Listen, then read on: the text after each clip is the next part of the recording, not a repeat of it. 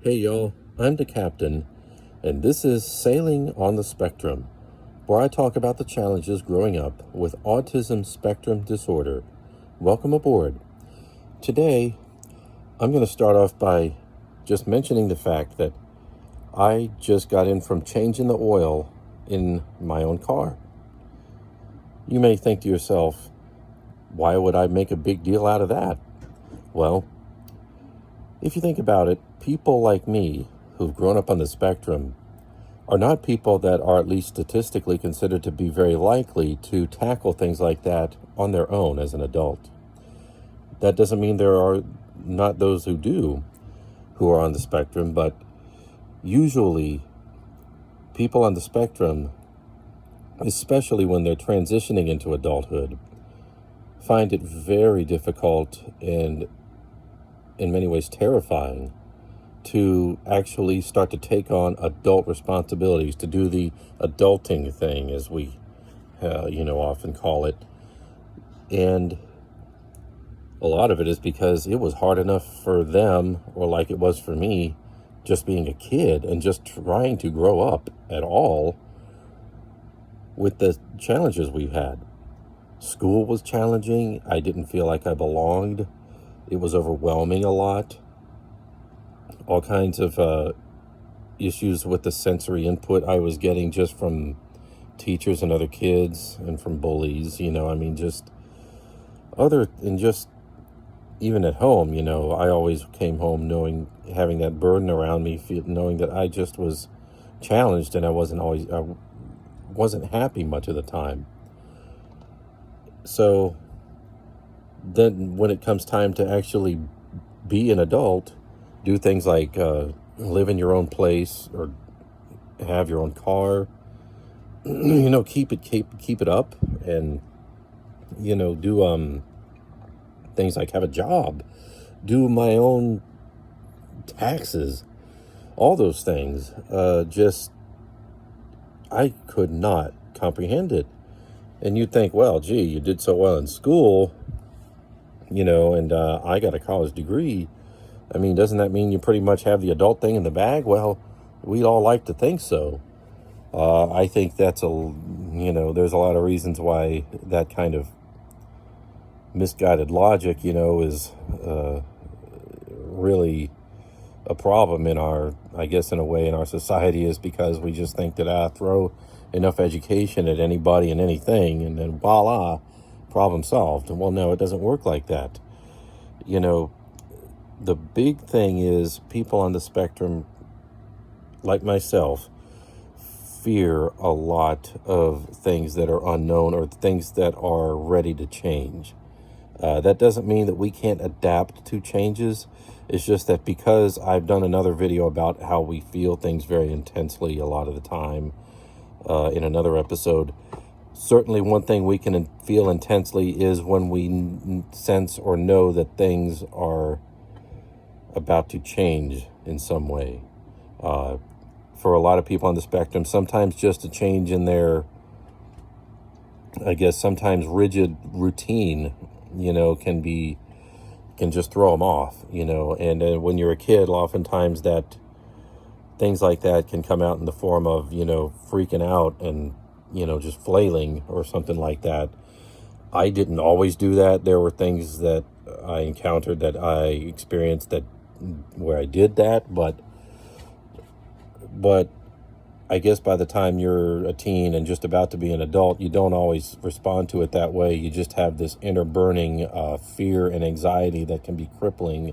And for me, it led to some times of depression. When I was about to finish college, I really sank.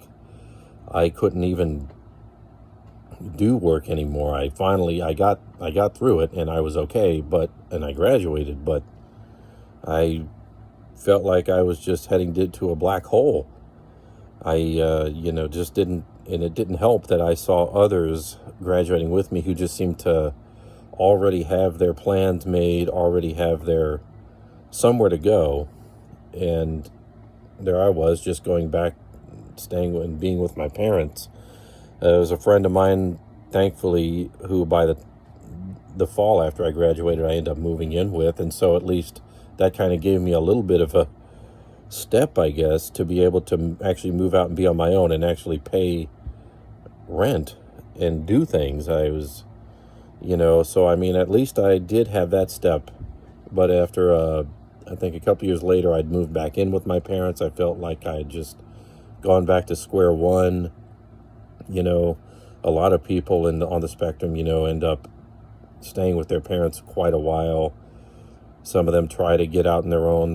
They have a lot of false starts, a lot of, I mean, I remember recently watching a series that's on Netflix. I don't know if it still is. I need to check. But my wife and I watched it recently. It's called Love on the Spectrum, where there's some young adult people on the spectrum, and I believe it's in Australia, who, by the way, I think they definitely in their country have a lot of leading sources and resources on autism spectrum disorder, and they seem to be a little bit more ahead of the game with it than many in the States and in other places in the world. But at any rate, it's in Australia. These young adults are trying to start perhaps potential romance. Obviously, that I can do another episode about that, and I will. But one thing that stuck out to me a lot with them was when the parents were interviewed, when they talked about their just grown kids or grown adult kids, and how challenging it was for them just to get to even where they were, where their kids were. And a lot of them would just start breaking up, like start crying, and because they lived through all the stuff, and they saw all the stuff their kids had grown up with, and how they as parents, just had the enormous burden of trying to rear them and help them be on their feet, as much as they could. And then I know I don't know if my parents, maybe they didn't experience it on as intense a level as many of these other parents did. I don't know. I don't think there's really much sense in trying to compare, but I'm sure they would tell you that they are absolutely thankful that I am where I am today. But if you even took back the clock about 17, 18 years, when I was just finishing college, it was only then, by the way, that my mom actually found out on her own about Asperger's syndrome, and then showed it to me and showed me about the information she got about it. And I think she had actually started to look at that stuff, knowing that I was just about to graduate and be on my own. And, it was really interesting. But I guess I kind of just chalked it up as another one of those things that, maybe it's just, how do I say it? Just not really going to do me much good now. I mean, I've just got to finish college and then figure out what the heck I'm going to do with myself. But all I know is I ended up finishing college, but I still had those fears of what was I going to do. One of the things I always hated was whenever my car would break down, I wouldn't know what to do. I mean, because I couldn't figure out cars. That was just enough trouble for me to get through school and do just normal things, and then just go out and try to have friends, be friends with people, and maybe do what so many others in college were doing, and maybe finding a mate, finding romance. And I couldn't. It was enough for me to just try to get a girl to talk to me. It seemed, much less any of those other things. It's just. But then the car breaks down, and then I would just feel like the worst failure in the world, because then my parents would be like, why can't you got to pay for it, and blah, blah, blah, and you got to take the shop. Oh, it's going to cost this much.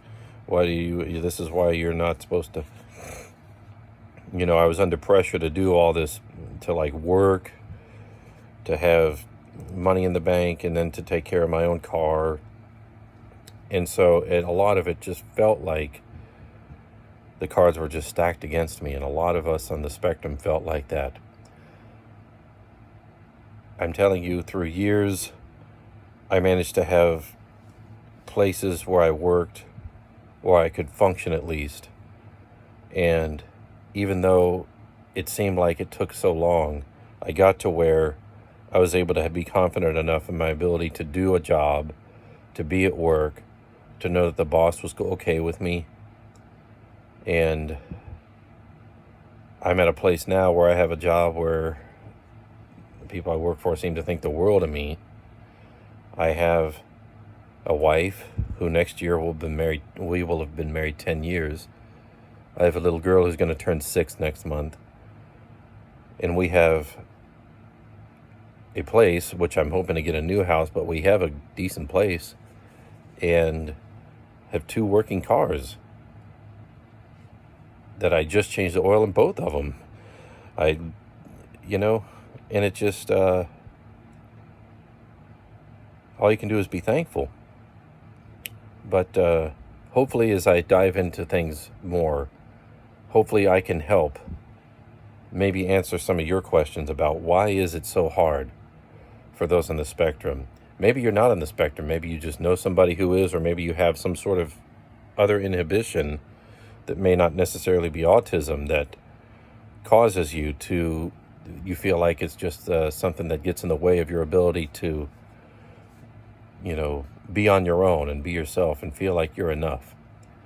Because even now, I may go through, even after all I've managed to do, I still go through times where I feel like I'm just failing somehow. And I just don't think I think maybe all I've done and all I've striven for is just to kind of, in vain. But all I can tell you is, hey, no matter what, today I walked out of my own house into my own driveway and changed the oil in one of 2 good cars that I have, where I drive around with my wife and my little girl. That's saying a lot. So feel free to comment, like, subscribe. Please come aboard. You're all welcome as we sail on the spectrum.